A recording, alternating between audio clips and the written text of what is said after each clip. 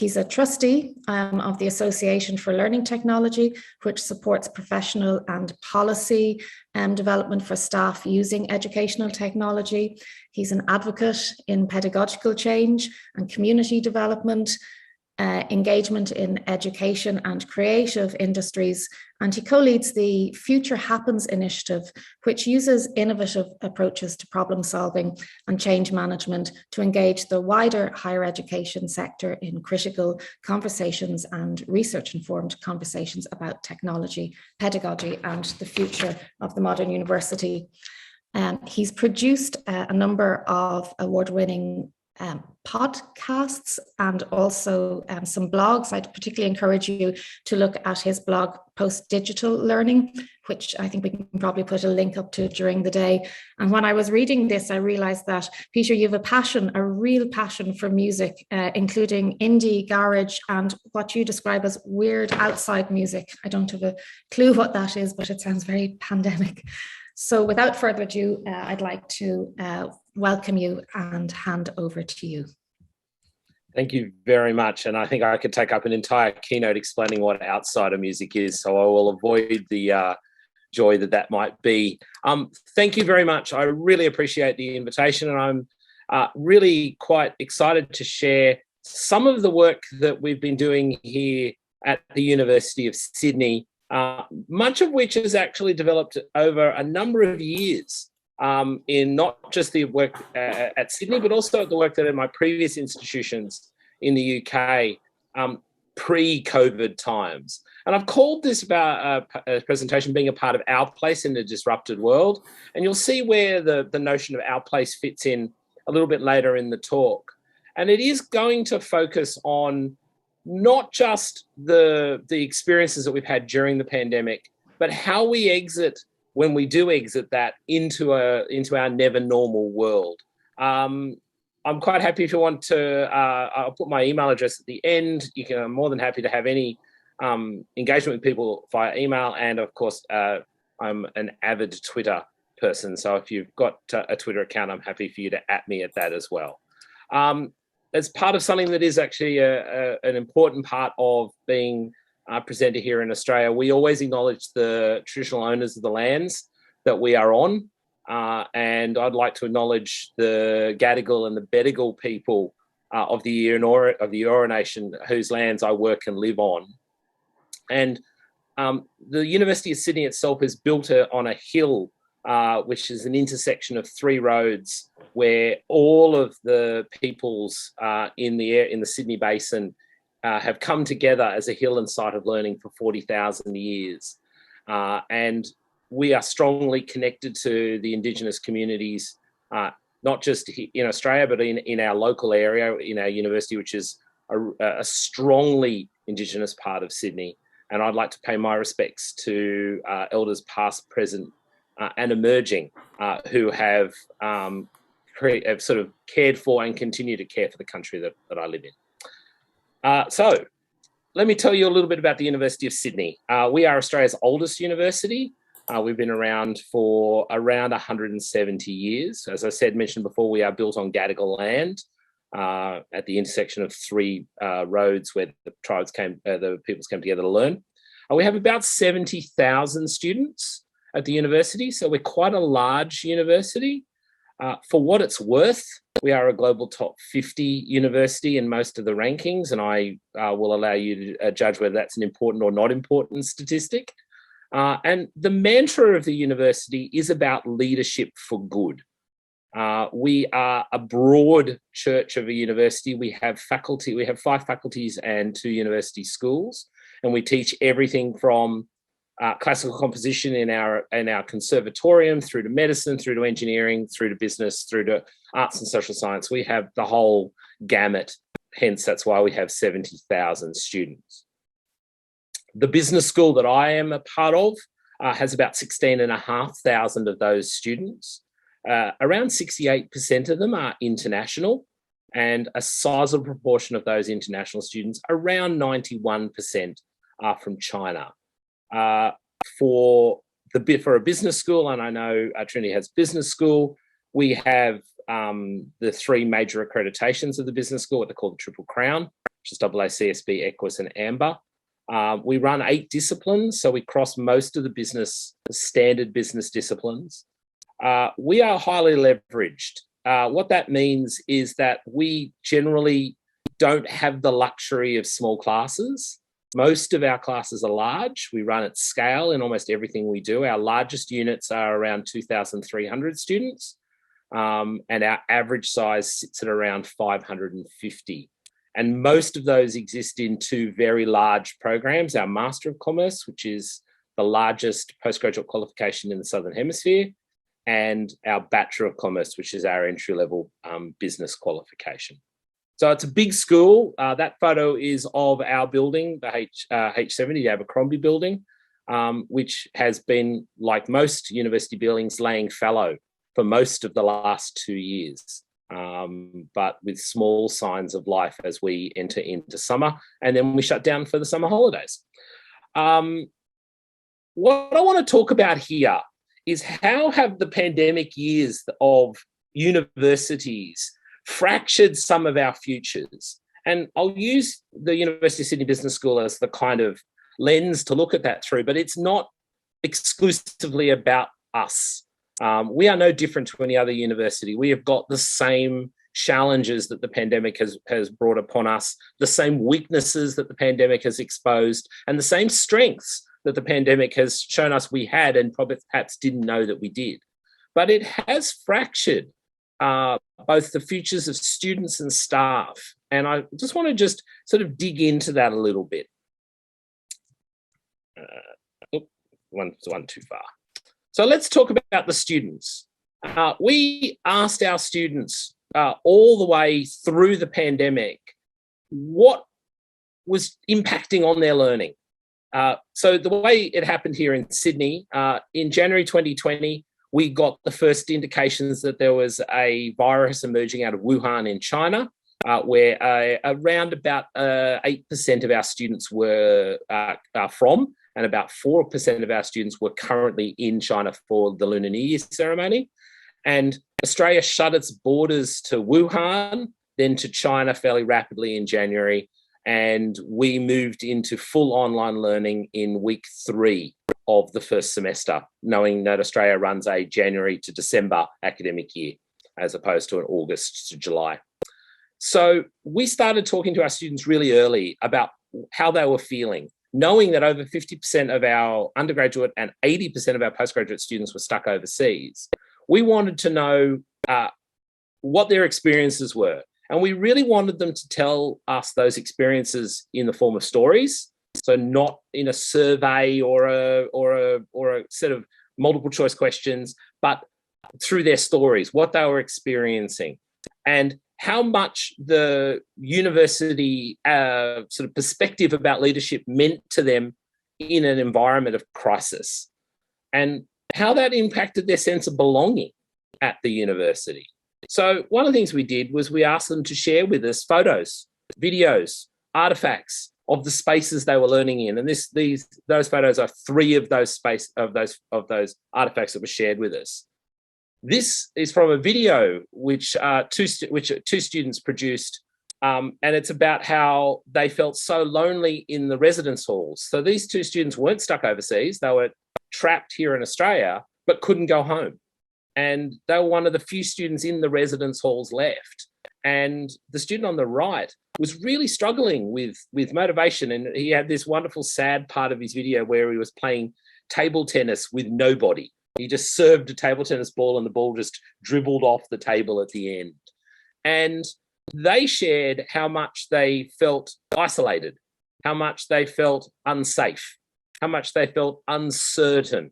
And what did they do to cope? Because their dining rooms, their bedrooms, their hallways became their lecture theatres. And that was a really difficult transition for them. So for them to share those spaces with people, to share their rites of passage, and to share the liminal journeys they were going on, that uncertainty they were feeling, was quite exposing for the students, but it was really, really valuable. Because what it then afforded us the opportunity to do was to understand their experiences of learning better. And it helped us shape some of the work that we do. This is an example of a podcast that has just finished its first cycle of 6 episodes called Colab, part of our Work, Live, Play, Learn program, which is a long-standing student voice project.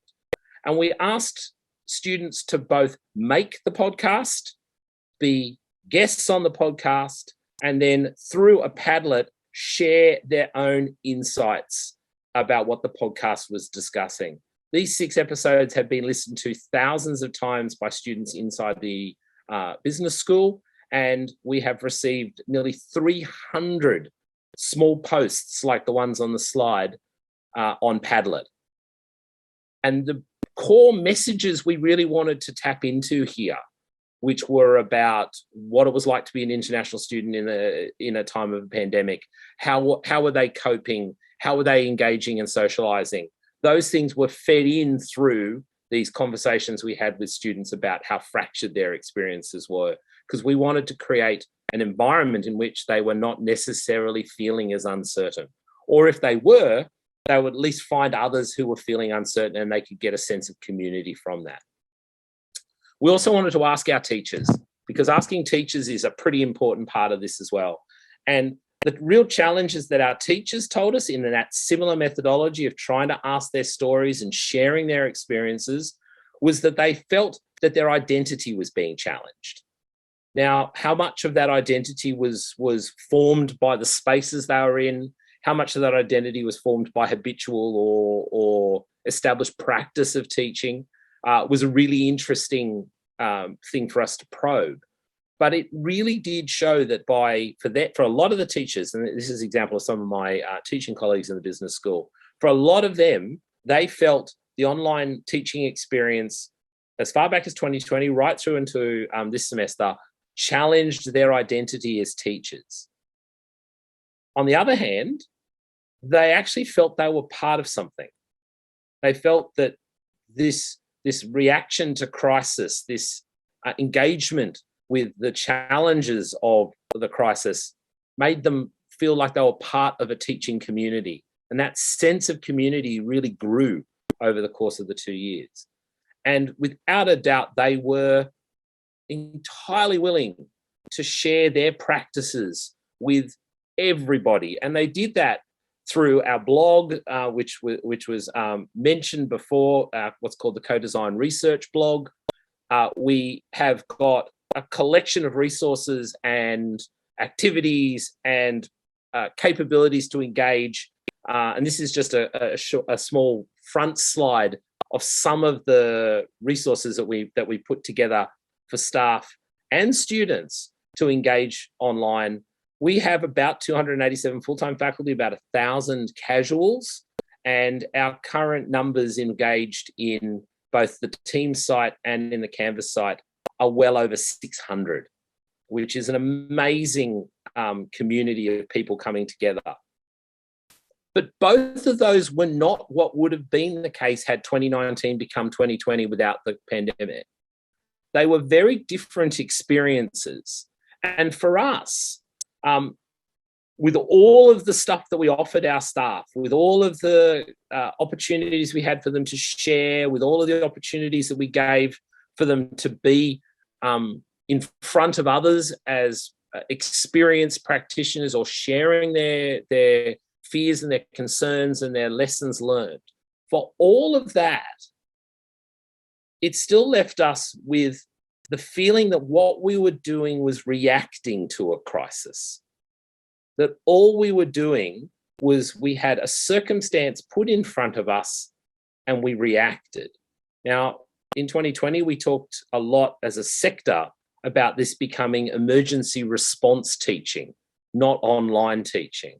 At the university itself refused to refer to it as online teaching.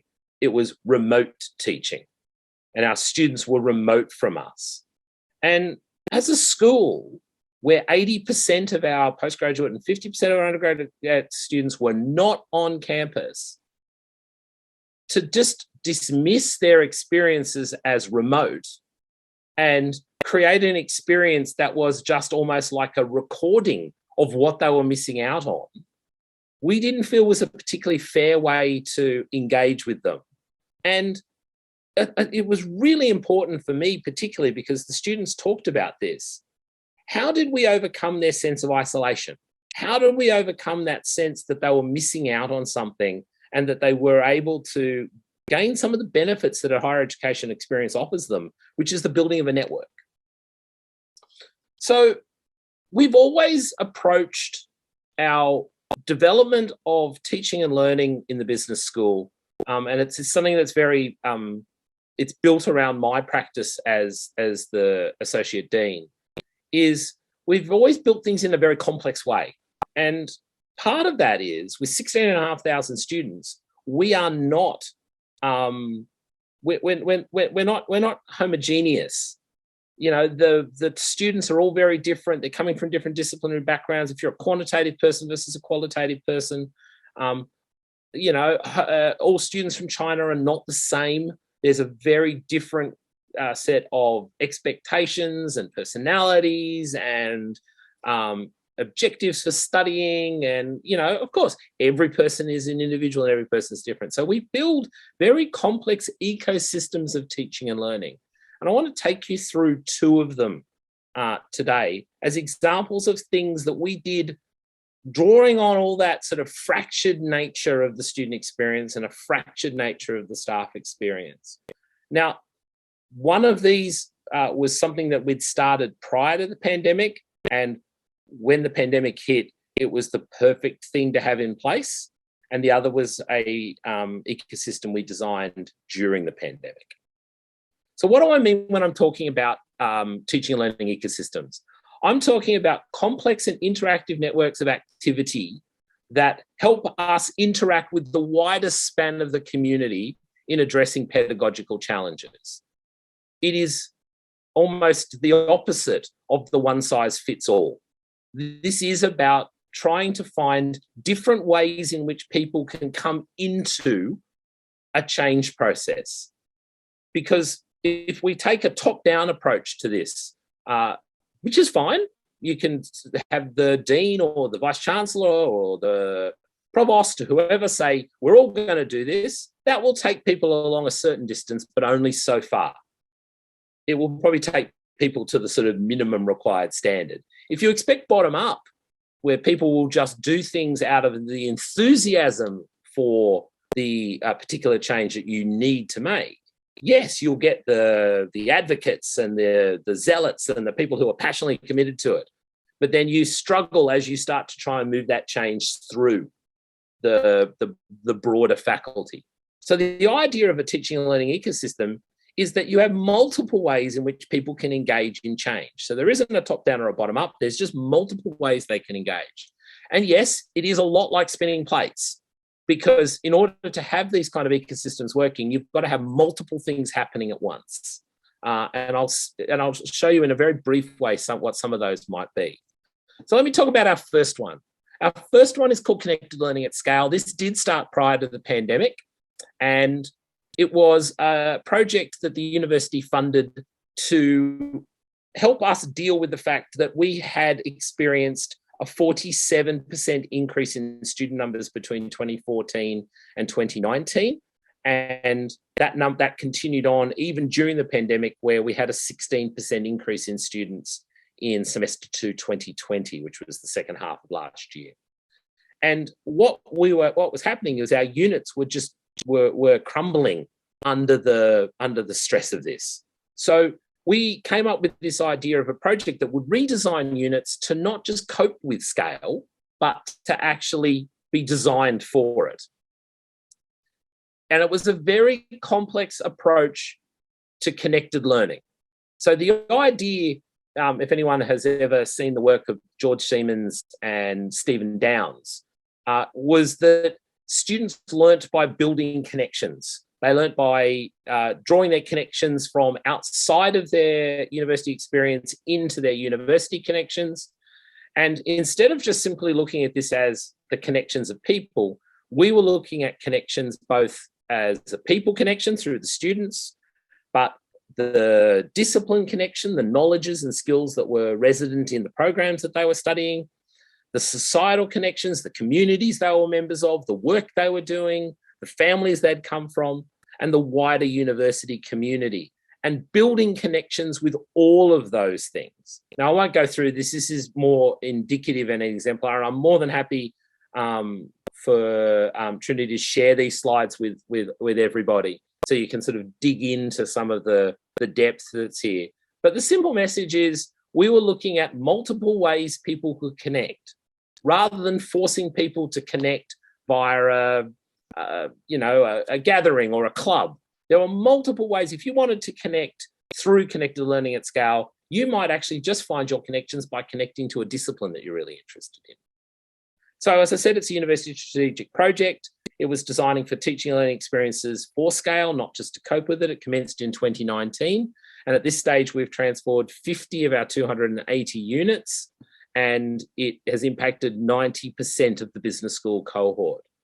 And the project is about delivering a truly transformative and globally leading business education. So it's more than just a kind of a sort of a glossy layer approach. It is fundamentally transforming the student and teaching experience.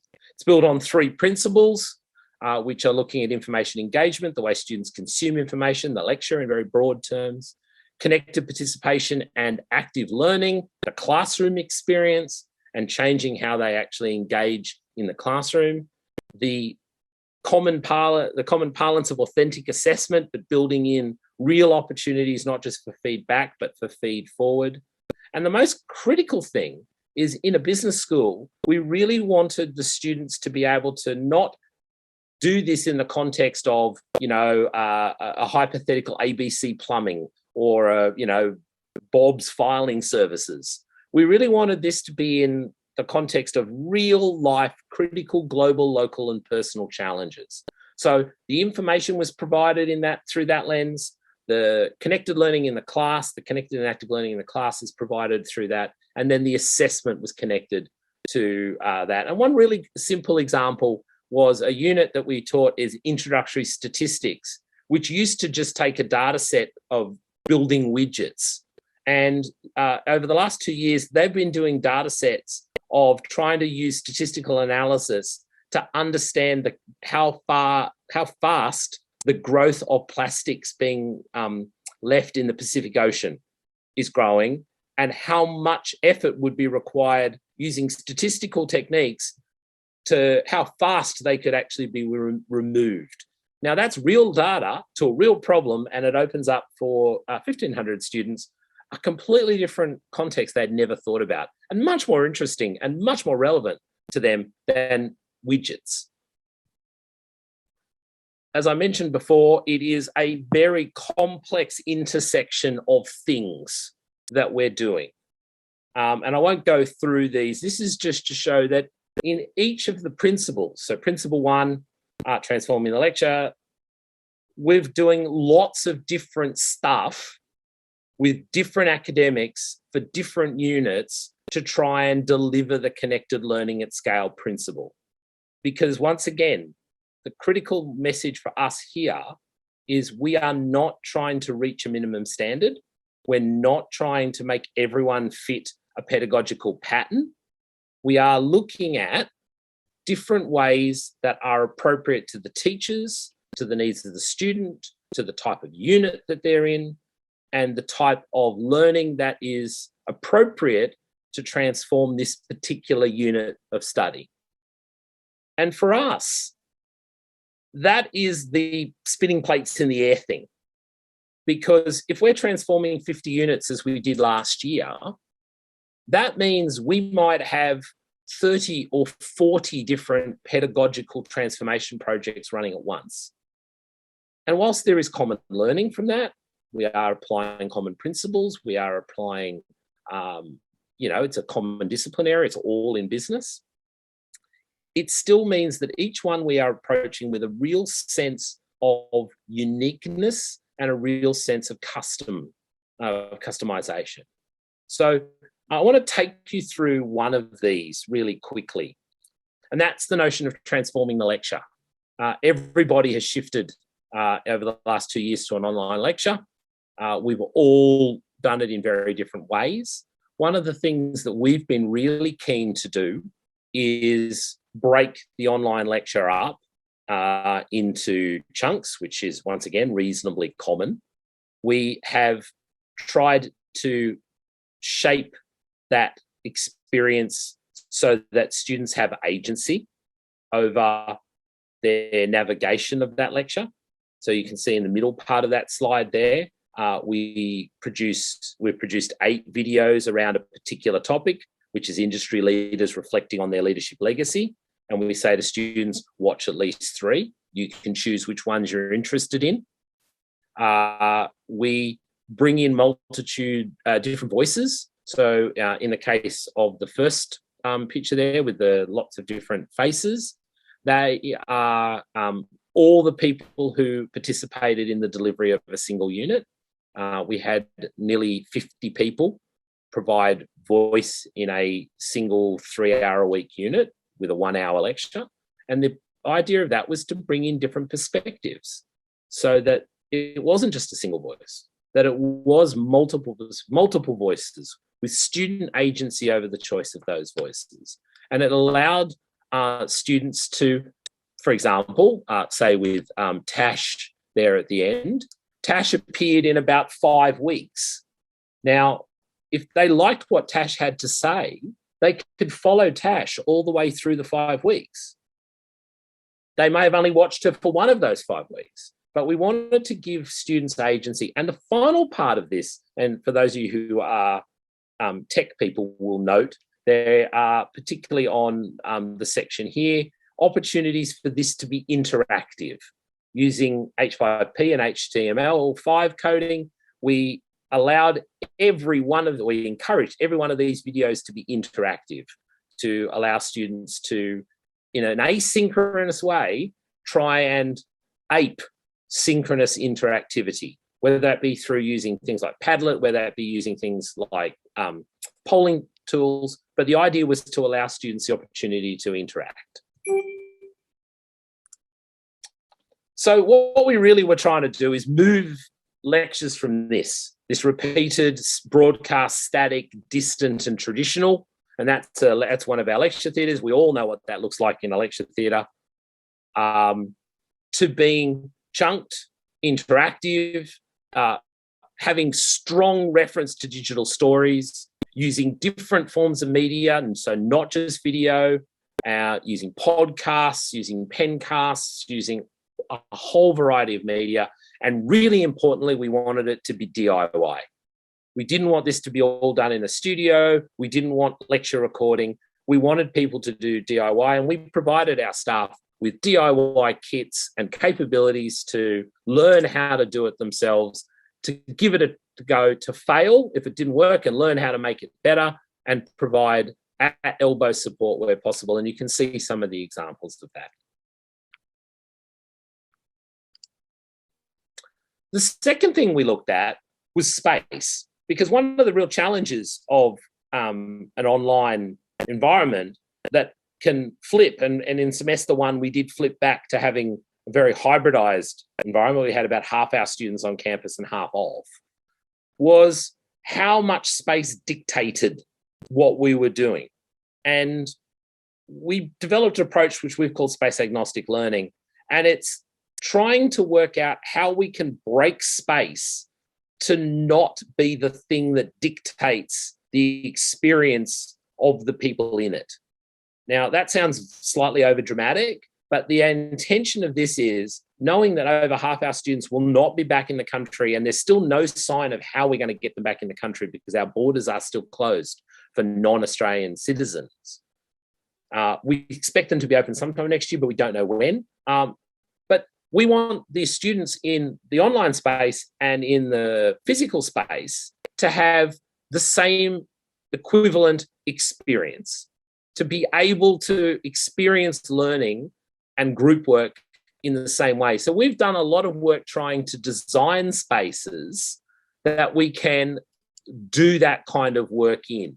And you can see some of the sort of design work we've started to do, which is all about how we can bring students together in a space with their colleagues in an online space and have the class happen in a sequential time. So rather than having a remote class or an online class here at 10 to 12 and at 12 to 2 you have your face-to-face class, the idea is that they are all in the same space and try and address some of the challenges that high flex learning has, which is always, and there are many people who refer to high flex learning as the worst of both worlds, that it doesn't really deliver the best parts of a face-to-face experience or the best parts of an online experience. But we're trying to do it the other way around. And I have got a blog post on the CDRG blog, which I'm happy to share, which explains some of this process of space agnostic learning. But the core bit of it for us is, how do we design for an experience where everybody gets to engage with each other and have an equivalent learning experience? The second ecosystem I want to talk about is one that actually happened while we're on COVID, and that was a program we called Leading in a Post-Crisis World. It was built on the idea that many of our students were suspending their studies in the hope that perhaps they'd be able to come back to campus. And we had nearly 27% of our students suspend in semester 1 2020. That does create real problems, not just for the financial stability of the institution, but actually provide real problems for student progression, real problems for student motivation and engagement, and particularly for retention and achievement.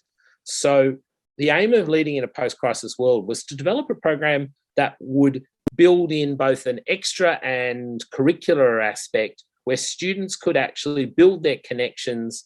It would be unique to the University of Sydney Business School. It would be a real opportunity for them to sort of understand their story in a post-crisis world and in a job market that had been completely transformed and completely fractured by the pandemic. It is a series of extra and intercurricular learning opportunities. It empowers students to solve future challenges in collaboration with their peers, world-class academics and industry leaders. They were designed to make connections, leverage partnerships and form networks, and develop their capabilities and narratives, their story as leaders for good. Another complex ecosystem of activity, which I won't explain the drawing here is to show the complexity of it, but basically students undertook units, they did seminars, they were involved in a thing called Research Connections, which is where they were making connections with some of the critical cutting edge research being done at the university. They were able to engage in a project called Future Makers, where 1,800 of them came collectively together to crowdsource solutions to critical global local challenges, such as violence against women, such as vaccine hesitancy and climate change. And collectively, those 1,800 students developed plans that were shared with industry, shared with the community, and shared with government to get feedback on their solutions to those unsolvable challenges.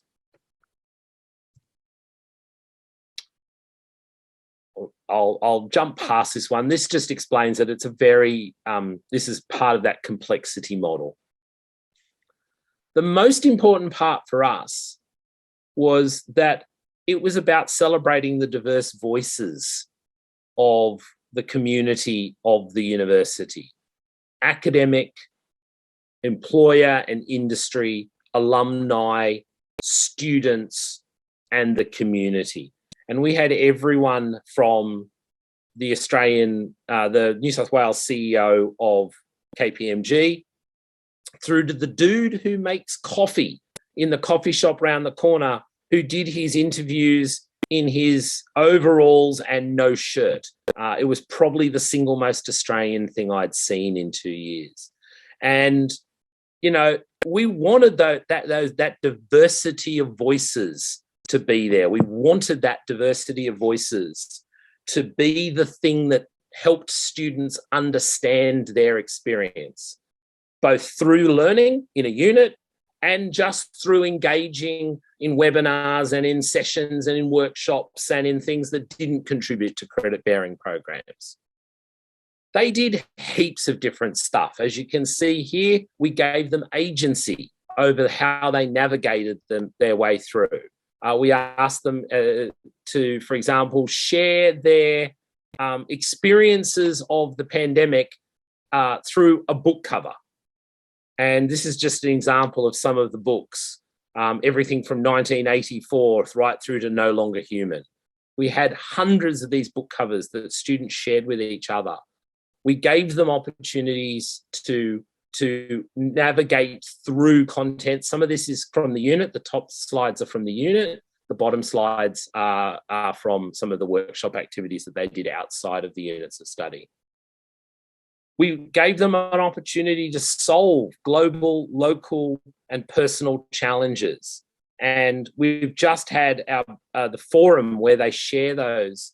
And the one that was that won was about preventing domestic violence to women in Chinese households.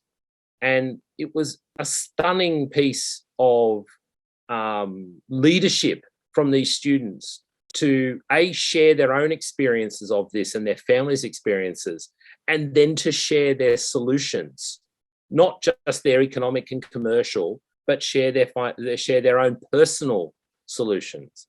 And these are an example of some of the other ones that we had them to that they chose to look at themselves.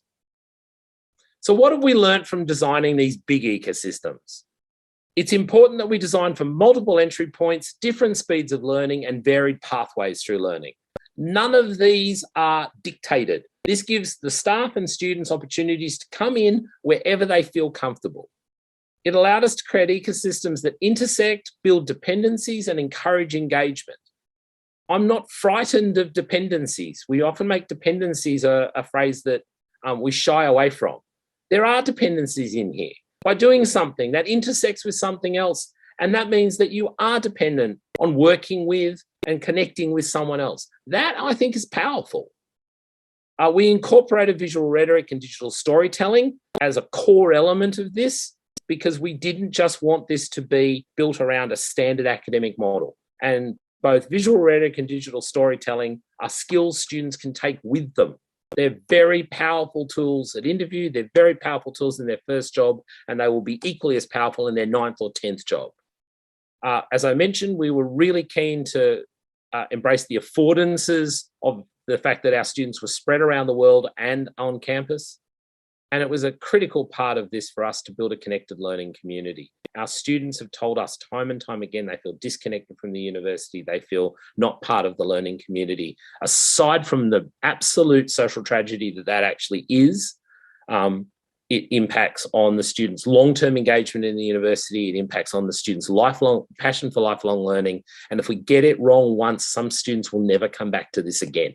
So it's really important to build that. So to wrap this up, one of our biggest challenges as a sector in 2022 now is to avoid what I call the snapback.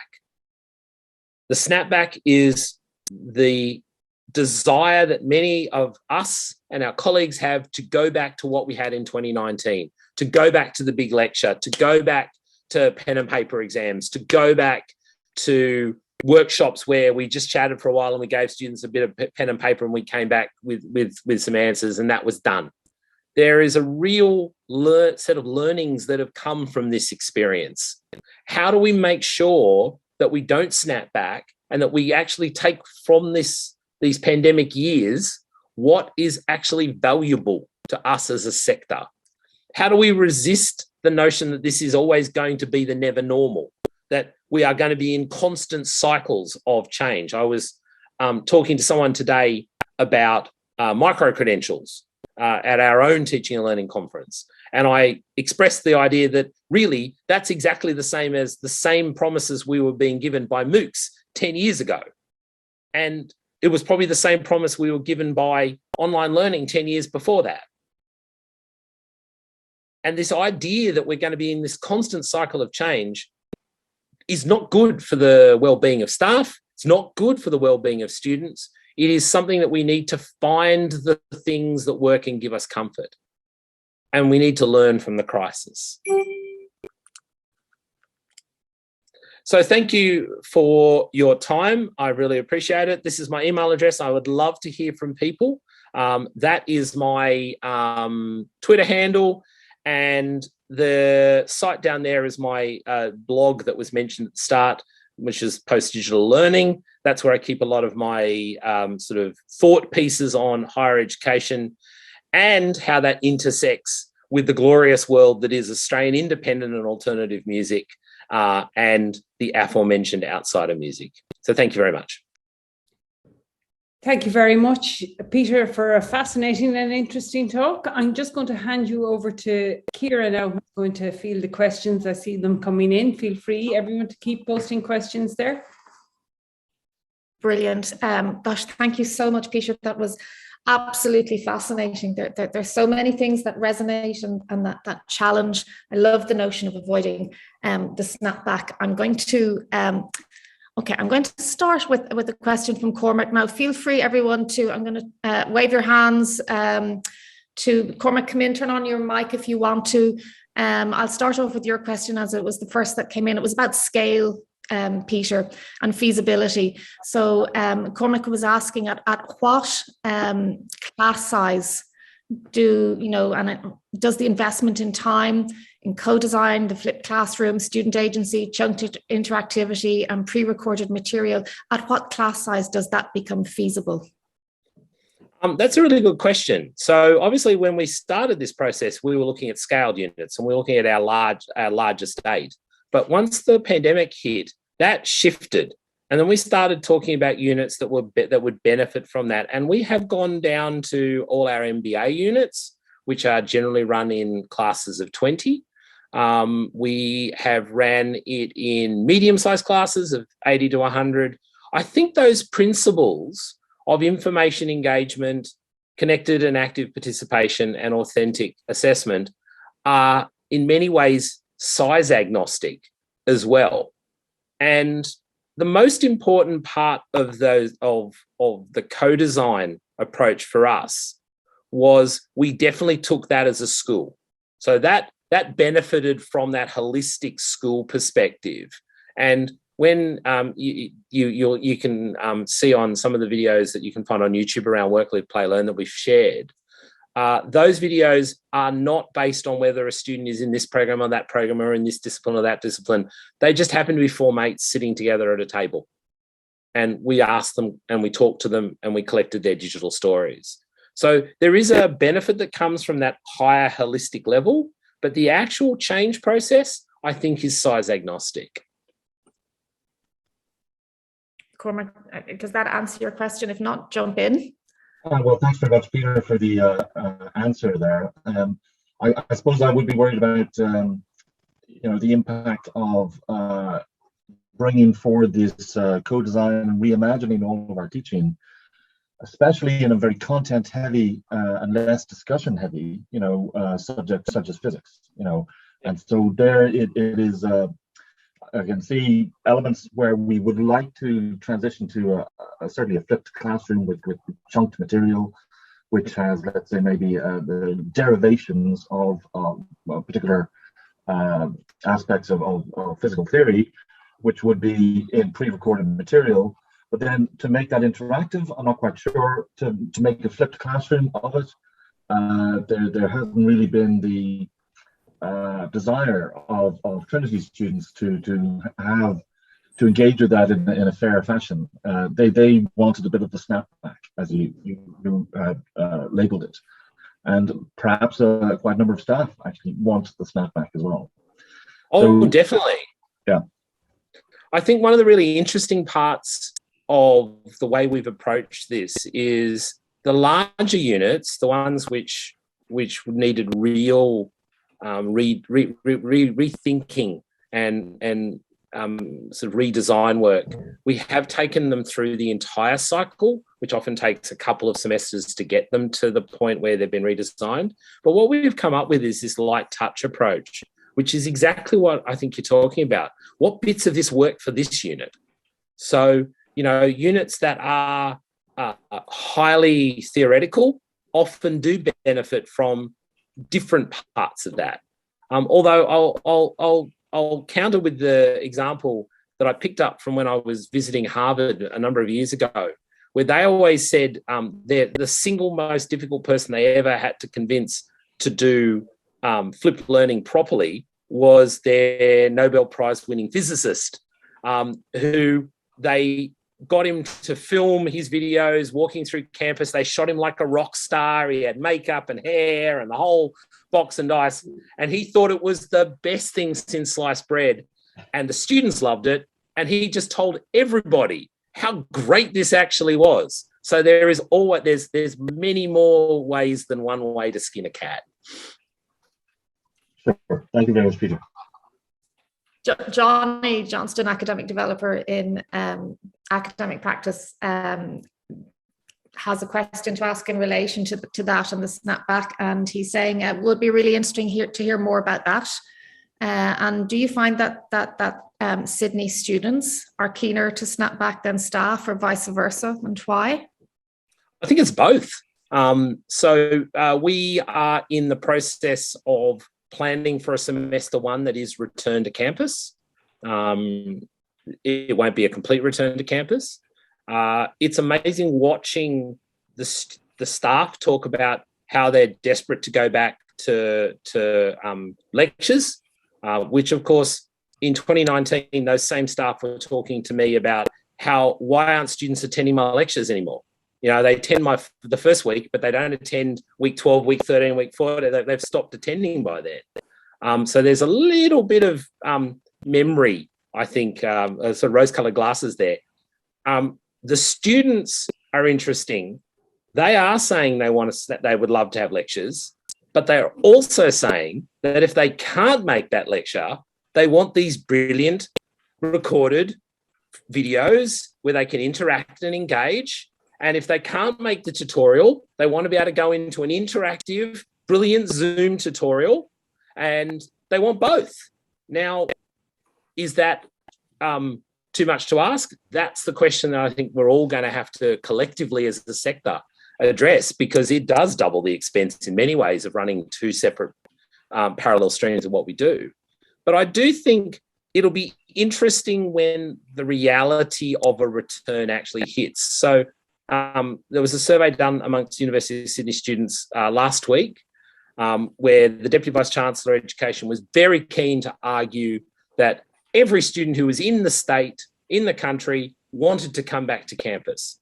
The current figure is 61%. 39% don't want to come back to campus. They're not feeling safe coming back to campus, and that's completely legitimate and completely right. So we're not going to ignore those 39% of students. We're going to find a way to engage with them in an equally vibrant and connected way. So I think I don't have an answer to the question. I don't know what's going to happen. But what I do know is that I don't think we can afford to snap back as if 2019 was just moving into 2020. I don't think our students will allow us, if you want a word, but I don't think our engaged staff will either. Yeah, very interesting. I see Kevin has a question in our chat box. I just want to kind of relate to that before I go to Kevin's question. You referenced the three principles in relation to this, and they've driven a lot of what you've done. Was it difficult to come up with just three principles, or did these just emerge? Or, you know, were others posited and then removed? Or it's interesting to see three that you've come up with. So I looked at, I mean, the simple answer is we didn't get rid of it. We didn't sort of have a massive ideation process around them. I was really interested to look at the simplest possible student journey, which generally is lecture tutorial assessment. We probably didn't do as much as I would like to have done around that very underexplored area of student self-learning that we do that we expect every student does, but we don't guide it particularly well. And that's probably a missing area that we didn't have in the principles particularly well.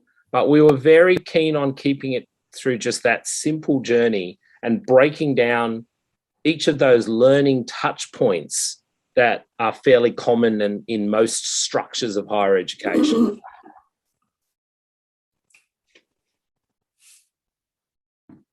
Great, thank you. Okay, a question from Kevin O'Connor. Peter, Kevin is a learning technologist here in Trinity College, and he's asking about effective methods of collating and disseminating resources similar to the ones you showcased.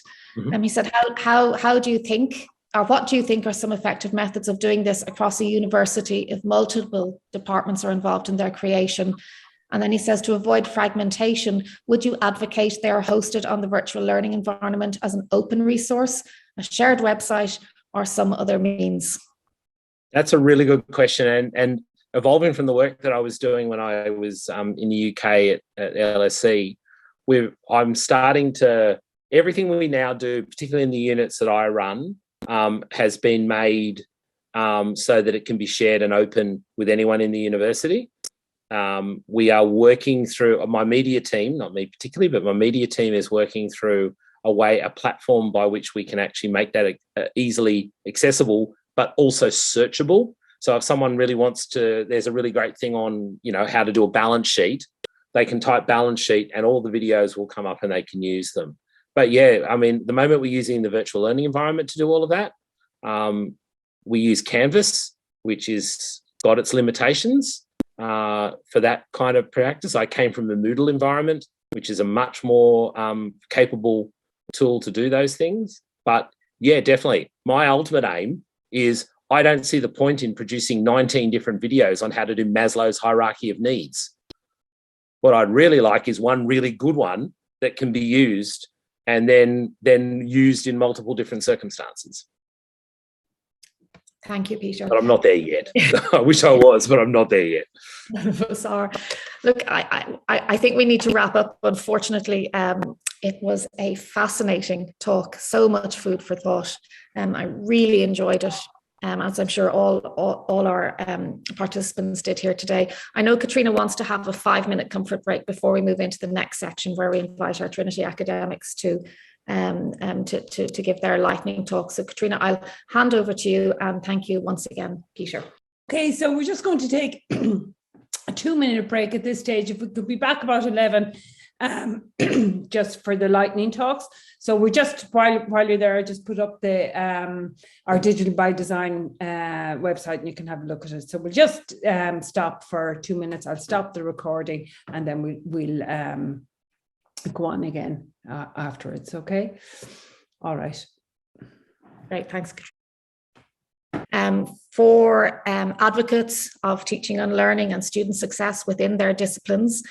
So in order of who you see on the screen, Professor Christine Morris from the School of Histories and Humanities. Christine is the Andrew A. David Professor in Greek Archaeology and History.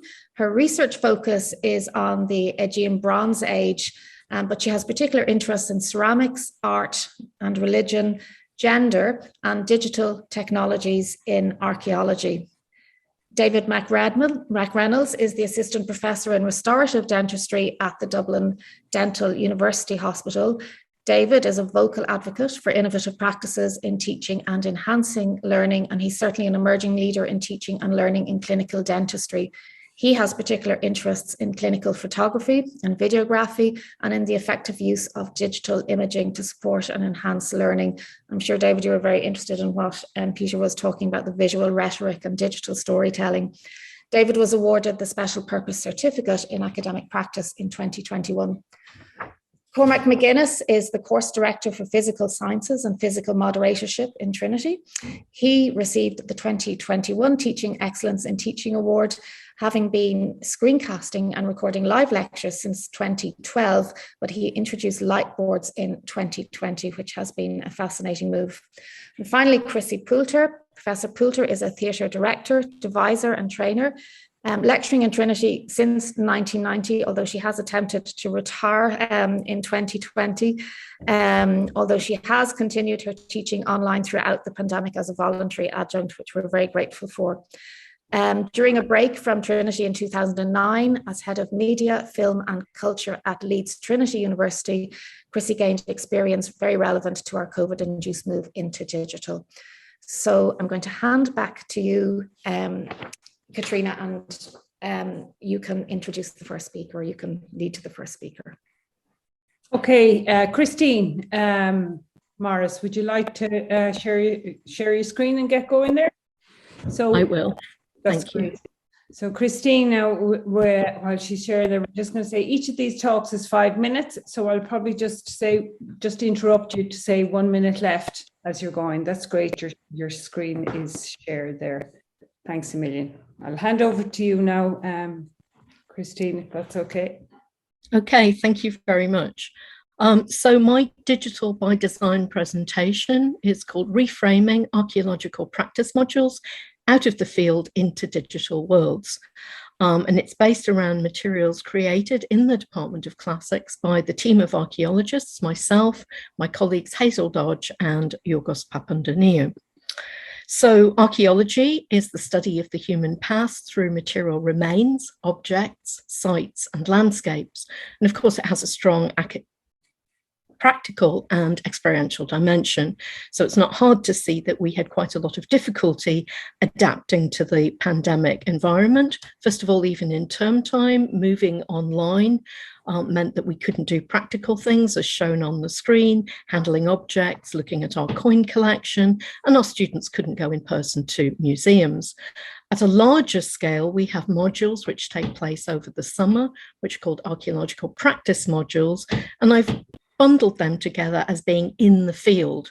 And it might mean being in the field literally, so doing digs, surveys. It might also mean museum internships and experiencing landscapes and sites through study tours. So the way that that's normally done is the student goes off and does something. Here are our students sitting in Greece at the theatre in Epidavros, and they do the activity and they keep a learning reflective diary. They come back to us, one of us mentors them, and they develop a personal project based on experience. And what I always say is what spoke to you when you were doing the thing, and we build a project around that. None of that was possible during the pandemic. So how did we respond to the challenge? Well, we built virtual fieldwork activities. Our second year students engaged with structured interactive dig materials made available online in other websites. But for our third year students, we developed a new activity which we called Cityscapes. And it's based around two ancient and modern cities, the cities of Athens and Rome, which you see on the slide there. So how did it work? So what we did was we invited our students to travel virtually from their armchair or their kitchen table and to explore either Athens or Rome.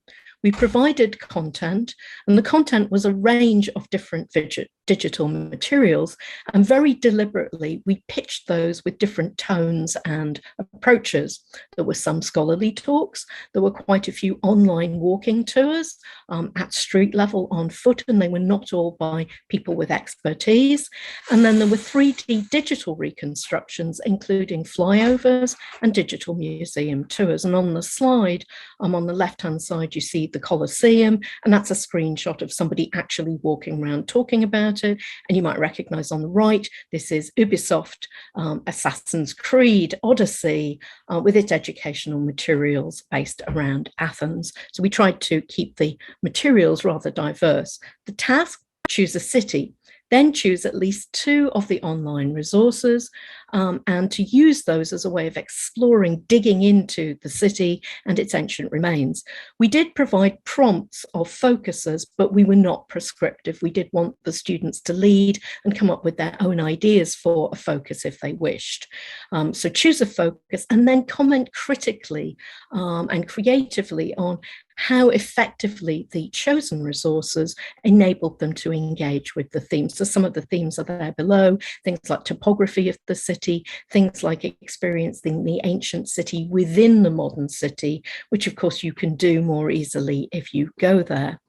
How did it work? Well, we were pretty happy with it, although we can see ways to improve it. We got really creative and engaged responses, things like, well, you lose the multisensory when you're not in a real space. Some people felt they did get a profound sense of the place.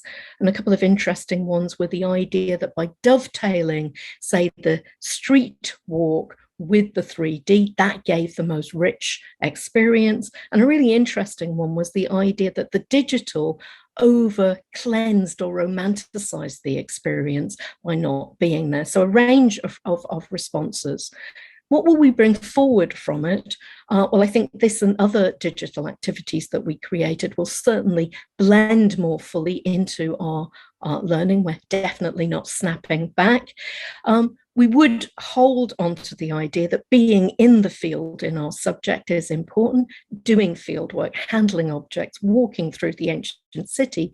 These build skills, they stimulate the senses, and they develop experiential perspectives. So we're looking forward, hopefully this summer, to our students and ourselves being physically out and about. But the big takeaway is that we are committed now to maintaining and developing these virtual activities as parallel alternatives then, because they offer a flexible, inclusive and accessible way for some of our students to engage with the past where they can't get out and about. So we're going to stay out in the field and in the digital world as well. Thank you.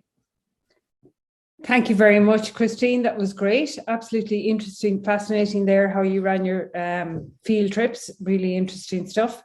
We're moving on to Cormac now, if you'd like to start sharing your screen.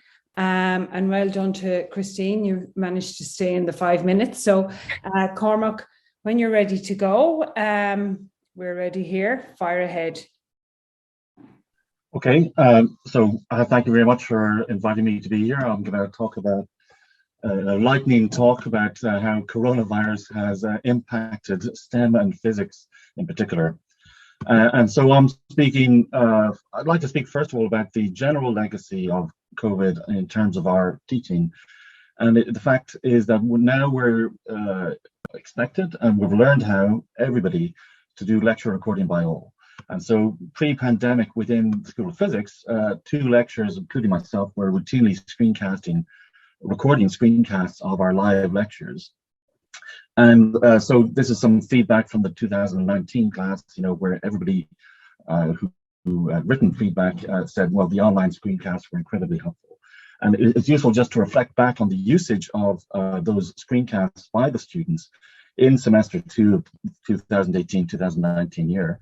And so, they were dipped into throughout the semester, in study week in particular, towards the last lecture earlier before the end of the term, at Easter for some reason, Easter Saturday, and then all of a sudden a huge uptick immediately before the examinations. Okay, well, not very unexpected in that respect.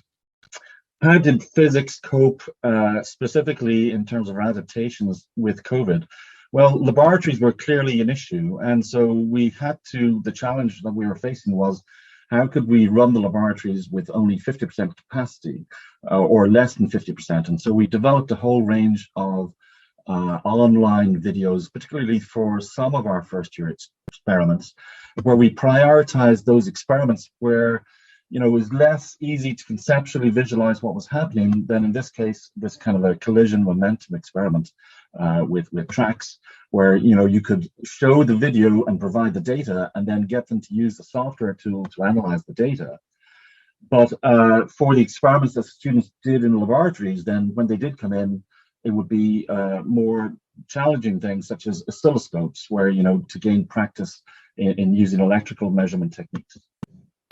But in third year laboratories, the experiments were much more complex. So then we had to kind of actually provide a mechanism for students who had to stay away, or later on during the lockdown, this then provided very useful utility in that we had data for a number of our experiments that could be rolled out to all of our students.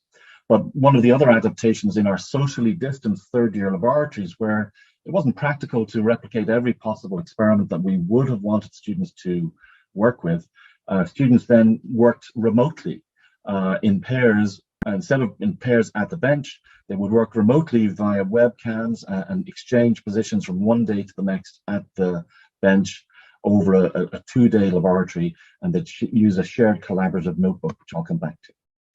But we also developed a number of home experiments for our first year students in particular with instructions on, how to measure the speed of sound. So you can do this with a smartphone and an empty bottle, and so then you can, as well as another variety of home-based measurements. And so we were able to meet the learning outcomes for a lot of our laboratory work. Computational teaching was also very important to us. And so we were able to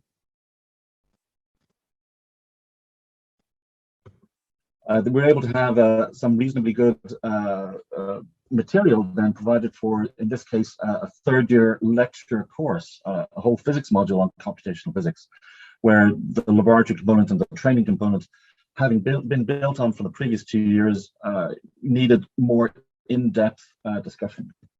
1 minute. Okay, so our problem-solving tutorials were one thing that we developed a whole range of different techniques for. And so here is a speeded up version of 4 different tutorials from 4 different lectures using either iPads or other OneNote or, in this case, my case, light boards.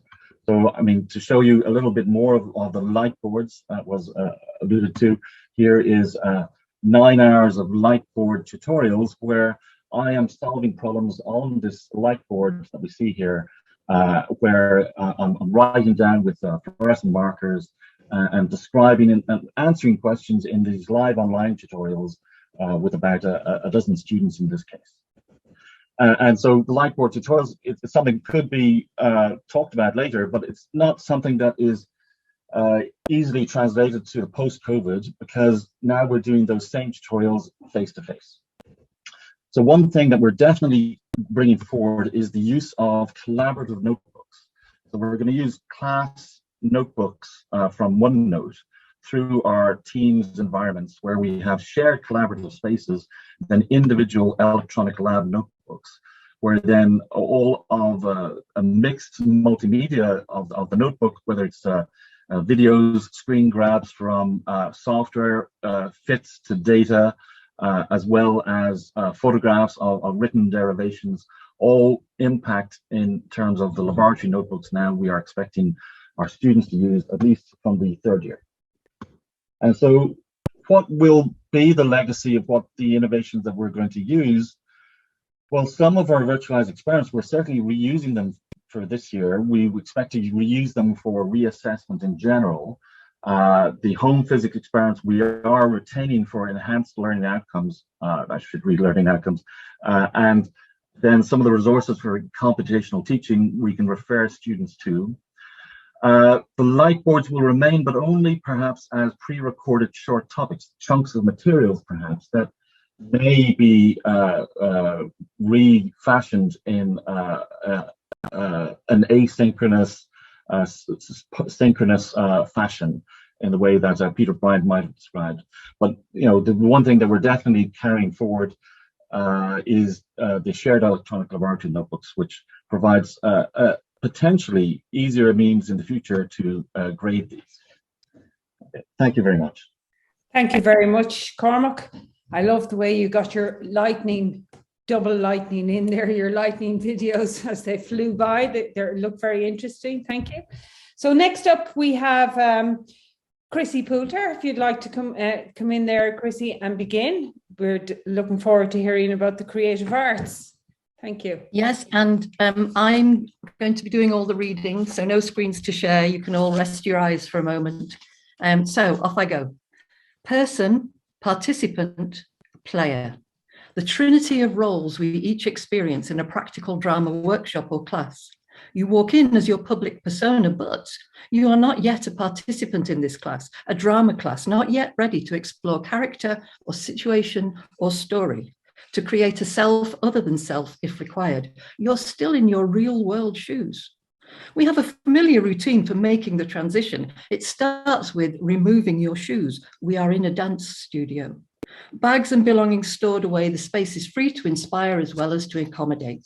Directed physical activity then brings you fully into this space at this time with these people.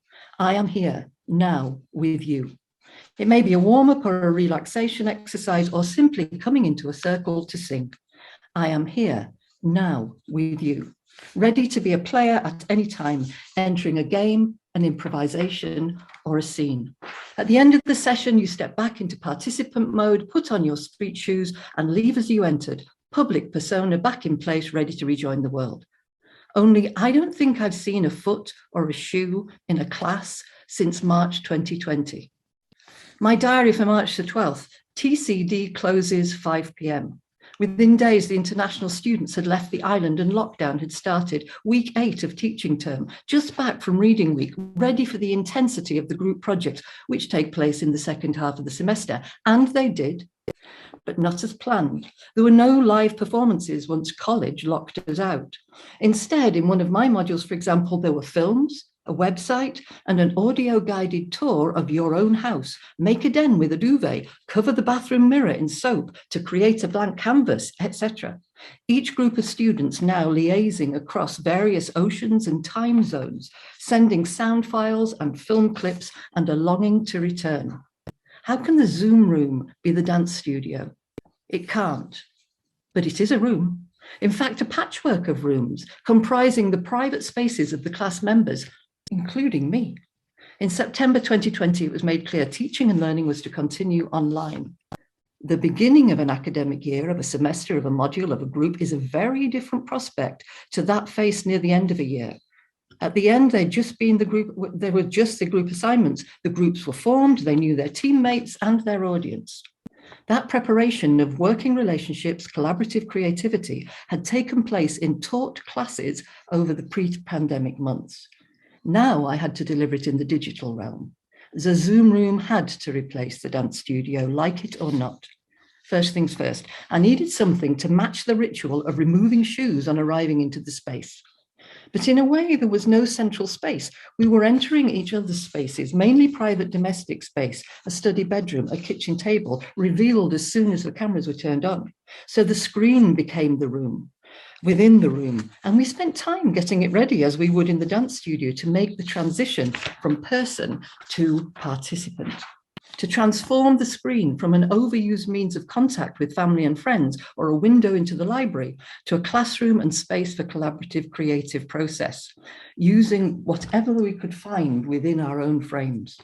Physical contact with the device and its keyboard was crucial. I am here in this space now with you. We had a cascade of hellos. You type a hello into the chat and wait for my countdown signal to press send. 3, 2, 1. It doubles as a register. Before the cascade, each person adjusts their on-screen name if it is out of date or not as they wish it to be, and some add their preferred pronoun. It's a visual reminder to everyone, no need for all those name games. At the end of the class, another cascade, goodbyes, thank yous, and sometimes comments about the class, all constructive. And then there are the breakout rooms. No such luxury in the dance studio, no space to spare, nor time to be heading out without a shoe. Instead, it's simply get into groups in a space in the room, the echoing room. They try to discuss, to create, to throw shapes. The cacophony is unbearable for those with sensory overload. In the magical land of Zoom, you can have acoustic calm, privacy and focus for your group, and importantly, in the midst of lockdowns and lockouts, a chance to be in a room with a few of your classmates. What will I keep if opinion allows and we resist the never normal? To quote Peter, to use the Zoom room or its equivalent in the opening stages of a module group, ideally in parallel with live sessions in the studio. Zoom facilitates a carefully crafted induction, building ensemble, allowing all voices to be heard via the small groups and chat. It allows planning meetings for the group assessed projects to take place without taking a practical rehearsal space away from those in need of one. It also improves attendance from those overloaded with work, domestic, study, or leisure commitments. No traveling required. There was much more to it all, more to save and more to say, but we were asked to choose one thing for today. So for now, Sinead. Thank you. Thank you very much, Chrissy. That was absolutely excellent, really, really interesting and entertaining. And I didn't want to interrupt you, but you were more or less bang on time. Fair play to you. Thank you. Okay, now to our last speaker from the School of Dentistry, David McReynolds, if you'd like to take over, David. Really looking forward to this talk to as well. Okay, so if you want to fire ahead there, David. Thank you very much, Katrina, for the introduction. So my name is David. As you've all heard by now, I'm a dentist and I do dental reconstruction. So whenever we teach dental reconstruction, we normally teach it in an environment where we have mannequin heads and typodonts, and the students are holding dentist drills, cutting into plastic teeth, but also cutting into human teeth in a clinical environment as well.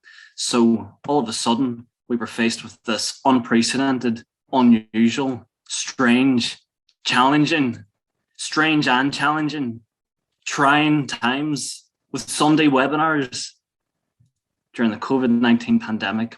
And all of a sudden, all of our resources were completely lost. And how do you start to teach a clinical discipline when you can't bring the students into a hospital to see their patients? We had to use strategies informing adaptation of our existing modules for synchronous and asynchronous access. How do we substitute clinical work, which would normally occur in a highly structured, specialized clinical environment? Well, I tried to augment my teaching using sequential photography and videography. So if a picture is worth 1,000 words, and I fancy myself as a bit of a photographer, my camera is never too far away from me, I would argue that an example is worth 1,000 explanations. So today I plan on giving you an example of how I would teach during this environment. So this is a radiograph of a canine tooth.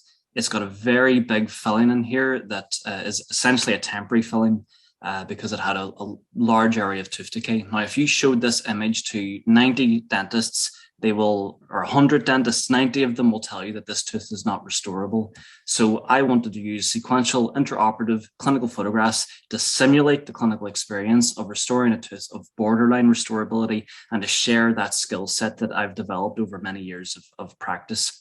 So what I've done is I've taken pictures of people's teeth. I have my patients half tortured because I take pictures from multiple different angles and I repeat them at each stage of the operation. So as you can see, there's a temporary filling in this canine, which is a front tooth, just your eye tooth right here.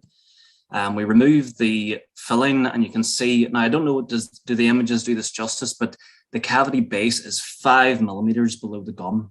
Now, for many dentists, if a cavity is 1 or 2 millimeters below the gum, it's not restorable. So to go 5 millimeters below the gum is a massive challenge for a dentist. What did I do here? I've used cord to push the gums back. I've tried to put a metal band on the tooth to build up a wall, but unfortunately the band, they just don't make them go deep enough down that cavity. So we have to find some other versatile means of restoring the tooth. So what I did is I burned away a little bit of the gum using a unit called an electrosurgery unit. I managed to make an impression using an elastomeric material, which allowed us to create a gypsum model of the tooth, in which I used a very old process called investment casting, using the lost wax technique. I think it's 2,000 years old, ancient technique, to create a little gold part that fit into this tooth. So we make that on a gypsum model of the tooth, and that can subsequently be fitted into the mouth with cement.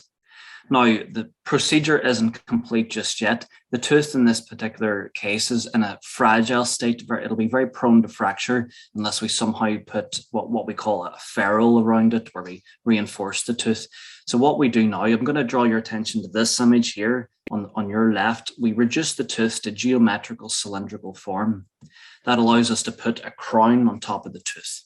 So after a period of healing, we can see the gums start to mature, start to look a bit more pale, pink, and healthier after about 8 weeks. That's done by using temporary restorations made out of acrylic. And finally, we're able to use the same impression procedures to fabricate definitive crowns. These are made from metal ceramics. So there's a metal inner surface and a ceramic outer surface. And these crowns fit very nicely on the teeth. So we remove the provisional crowns, we fit the definitive crowns. And now we've got a situation where this patient, this is the tooth in question here, was lost and replaced with a crown. And I hope you'll agree that it's a pretty decent aesthetic outcome, because this is what the patient looked like before, and this is what the patient looked like after. So that's a prosthetic tooth now. And I think we achieved a nice harmonious result with the adjacent dentition for the patient. Again, we use a series of intraoperative. No problem. We use a series of sequential intraoperative radiographs to show the initial situation, a proper temporary filling to begin, root canal treatment, and the fitted post and core and crown. So how has this worked in a post-pandemic world? I would say it's been very well received by the students. They love this type of teaching material, and it shows them how to do the procedures step by step. How will it continue? Well, I think the reality is that there is no substitute for the students holding the drill in their hand and doing the work themselves. But I think this will become supplemental teaching material, and it will certainly become assessment material where we can show these images to the students and get them to answer questions on what to do next.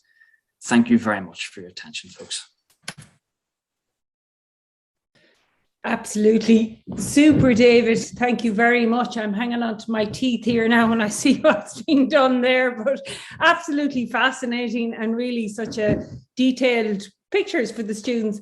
And at this point in time, I think I see people clapping away there, but it's certainly merits, you know, if everyone would like to even put on their mics and do a clap, a round of applause for all the speakers. Absolutely interesting, including Peter at the beginning, but absolutely fascinating what you did during the pandemic, and really find it very interesting. Thank you very much for those.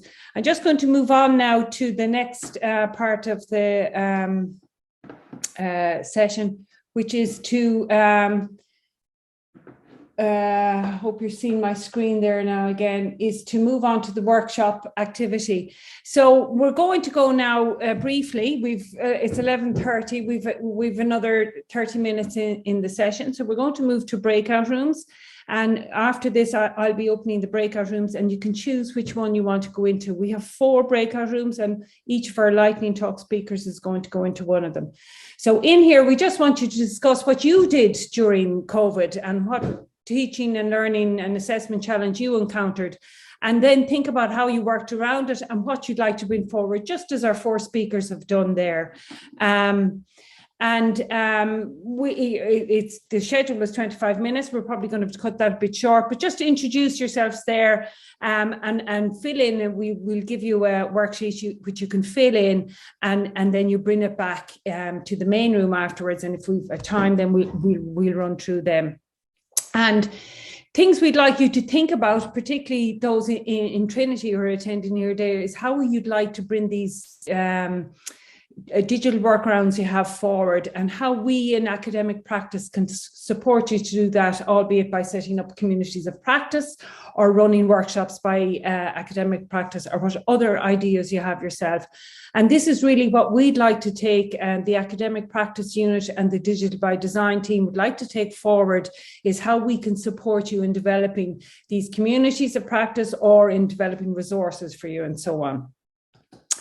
So there'll be a template available to you in the room, and this is what you want to fill in: the challenge, your workaround, and the supports you needed. So the breakout rooms are labeled as AHSS Creative Arts, Classics, STEM Physics, and Health Sciences, Dental Sciences. And when I open the breakout rooms, this diagram here will come up on the screen. And if you click over whichever one you want, it'll say 0 initially. If you click over it, it'll allow you join. So join into that. And in there, your lightning talk presenter will be in there, and a member of the academic practice team will also be in there. So without further ado, now I am going to open the rooms.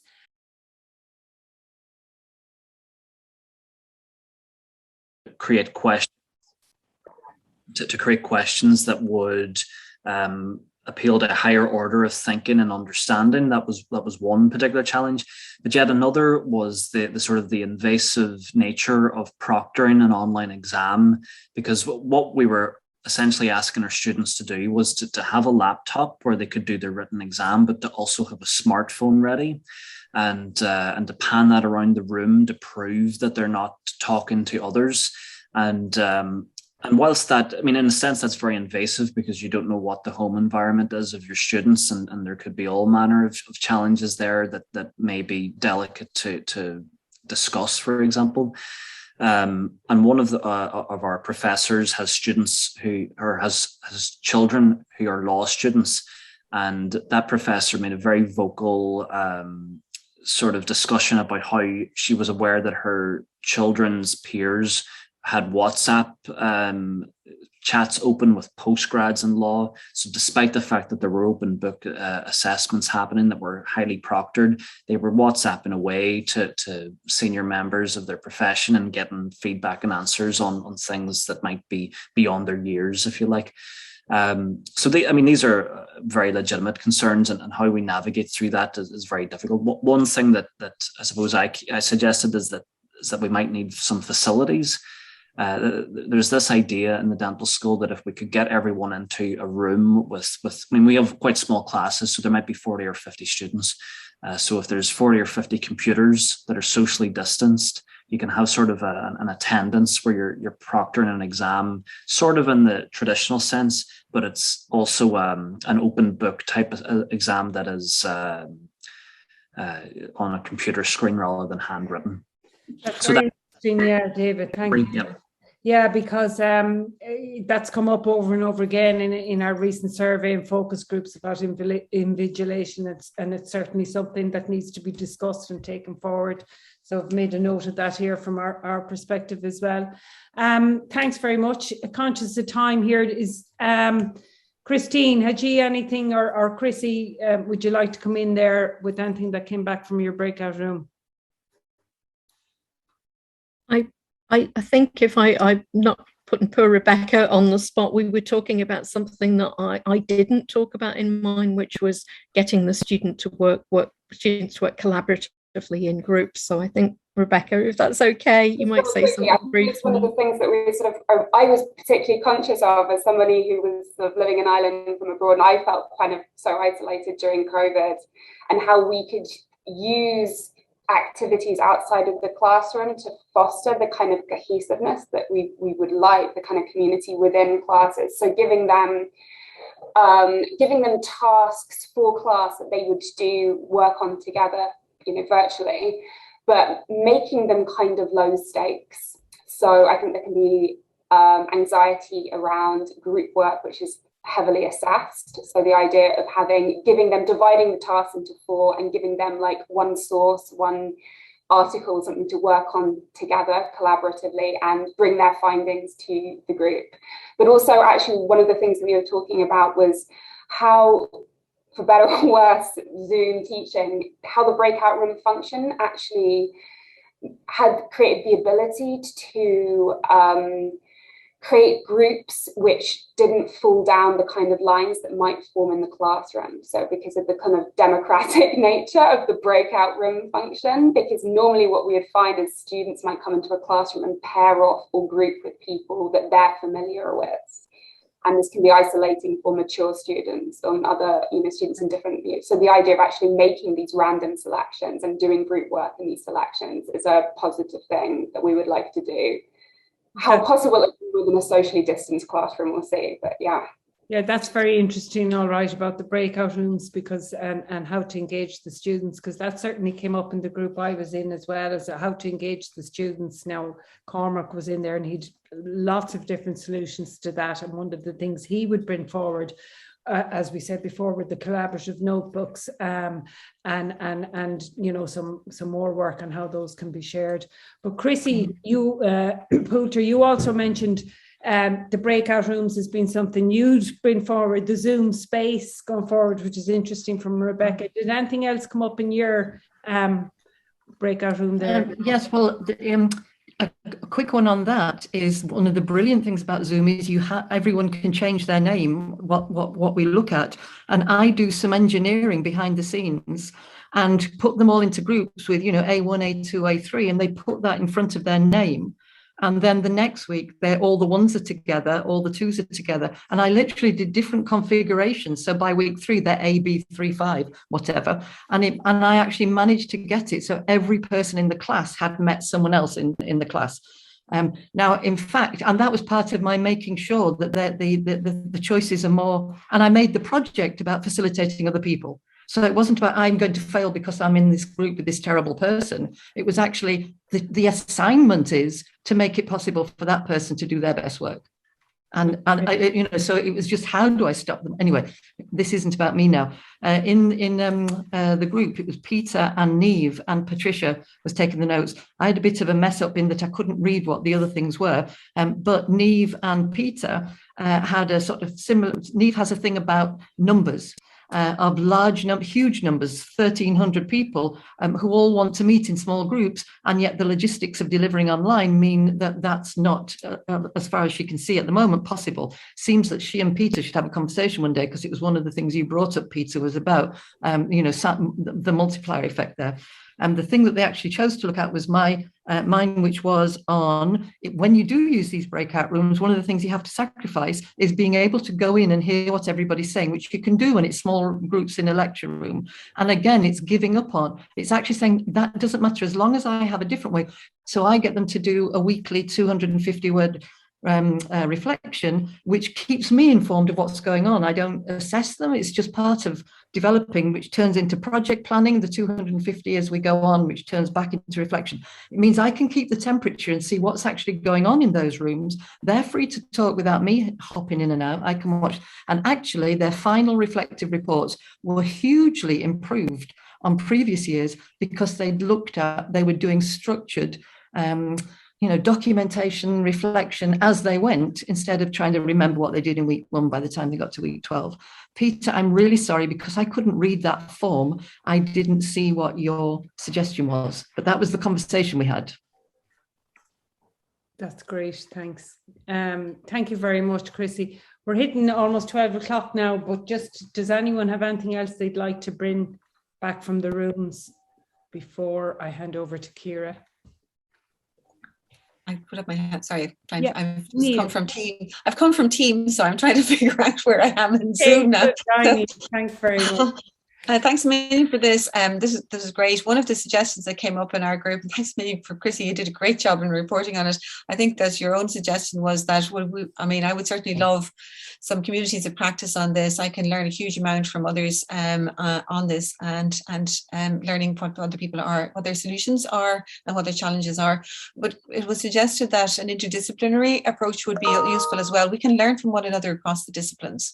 So the disciplinary approach is good in a way, but it's a bit like the rooms that Chrissy was talking about. We lose that, cross-fertilization. So maybe if we were running other sessions, we could think about bringing everybody in and mixing us up a little bit.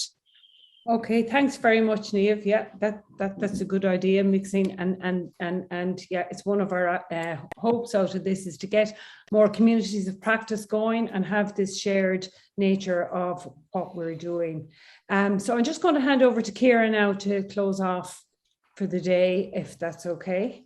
Gosh, yeah. Okay. Well, look, very, very briefly, I found that fascinating, really fascinating, from a wonderful keynote speech to 4 really interesting ways of teaching and ways of presenting, and I think it just shows what we can learn from our peers across the disciplines, and how one discipline can influence another discipline, and how we can all take away so much from our peers. It's an approach which, as Katrina said, we are very keen to implement going forward in Digital by Design. We will use these videos. It's brilliant to be able to record these.